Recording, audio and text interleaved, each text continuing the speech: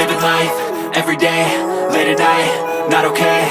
All I want, and I pray, all I need are some better days. Fuck me, I'm looking in the mirror, so foggy, but I've never seen clearer. I don't really think anyone can save me, and honestly I'm not really sure I want saving. I like to be my own worst enemy. There's no risk if you don't try at anything, so I'ma just keep buying everything. See you in the next life, have to be a better me. I don't think that my head's on straight, gotta flip it and grip it and go and get an x-ray.